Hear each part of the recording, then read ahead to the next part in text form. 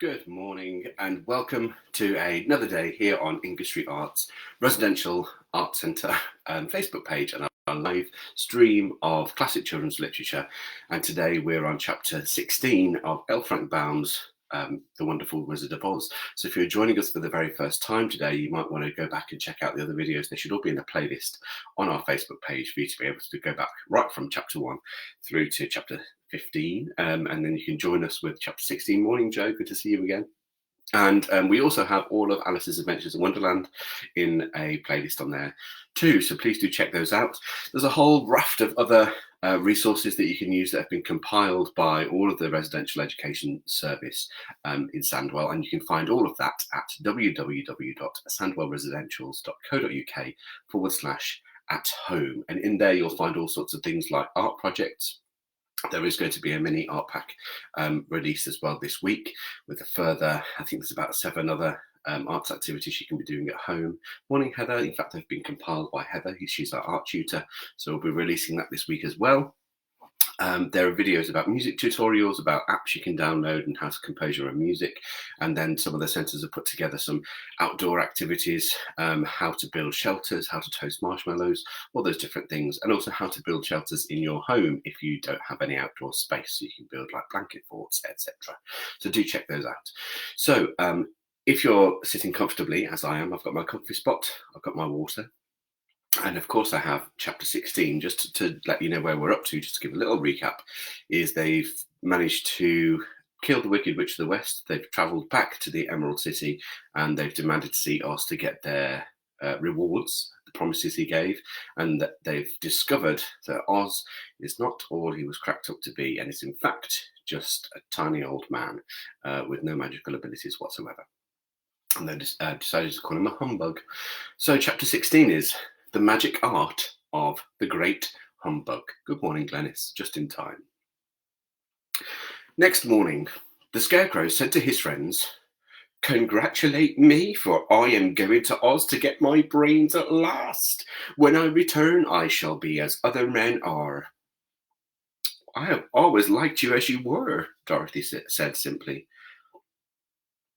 "It is kind of you to like a scarecrow," he replied, "but surely you will think more of me when you hear the splendid thoughts my new brain is going to turn out." Then he said goodbye to them all in a cheerful voice and went to the throne room, where he rapped upon the door. "Come in," said Oz. The Scarecrow went in and found the little man sitting down by the window, engaged in deep thought. "I have come for my brains," remarked the Scarecrow a little uneasily. "Oh, yes, sit down in that chair, please," replied Oz. "You must excuse me for taking your head off, but I shall have to do it in order to put your brains in their proper place." "That's all right," said the Scarecrow. "You are quite welcome to take my head off as long as it will be a better one when you put it on again." So the wizard unfastened his head and emptied out the straw. Then he entered the back room and took up a measure of bran, which he mixed with a great many pins and needles.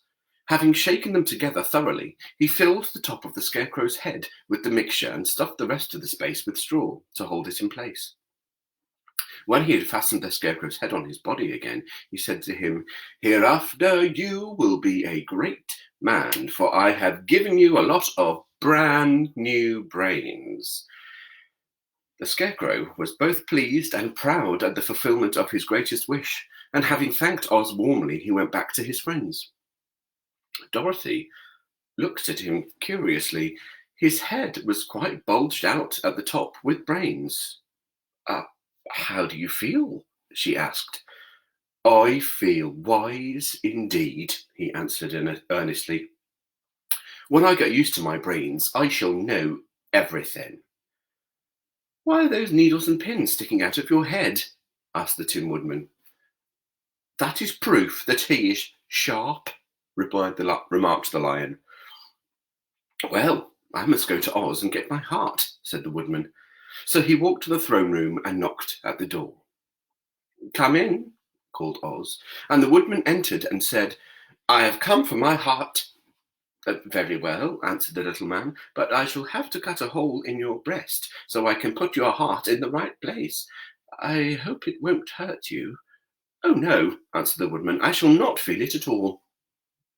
So Oz brought a pair of tinsmith's shears and cut a small square hole in the left side of the Tin Woodman's breast. Then, going to a chest of drawers, he took out a pretty heart made entirely of silk and stuffed with sawdust. "Isn't it a beauty?" he asked.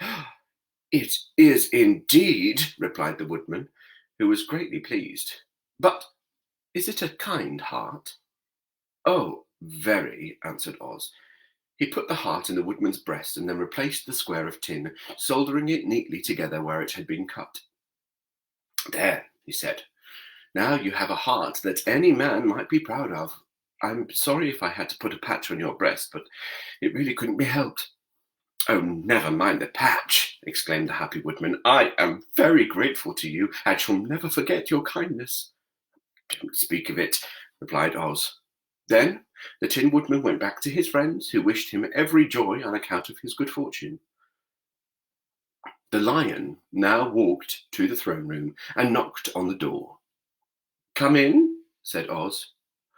"I have come for my courage," announced the Lion, entering the room.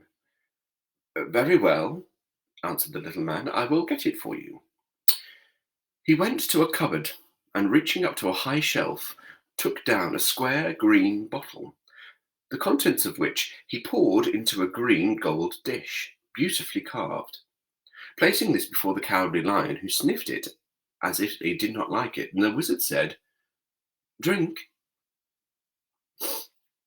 "What is it?" asked the Lion. "Well," answered Oz, "if it were inside you, it would be courage. You know, of course, that courage is always inside one, so that this really cannot be called courage until you have swallowed it. Therefore, I advise you to drink it as soon as possible." The Lion hesitated no longer, but drank till the dish was empty. "How do you feel now?" asked Oz. "Full of courage," replied the Lion, who went joyfully back to his friends to tell them of his good fortune. Oz, left to himself, smiled to think of his success in giving the Scarecrow and the Tin Woodman and the Lion exactly what they thought they wanted.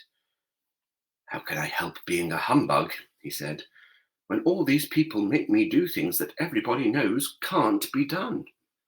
It was easy to make the Scarecrow and the Lion and the Woodman happy because they imagined I could do anything. But it will take more than imagination to carry Dorothy back to Kansas, and I'm sure I don't know how it can be done."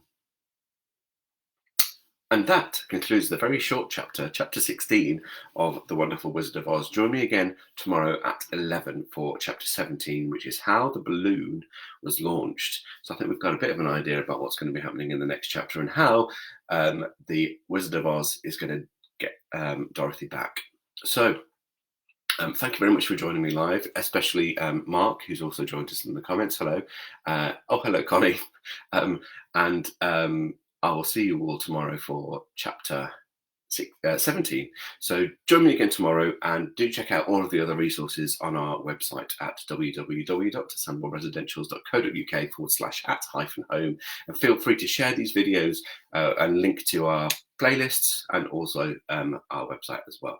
So thank you very much. Stay home, stay safe, and stay creative, and I will see you tomorrow. Bye bye for now.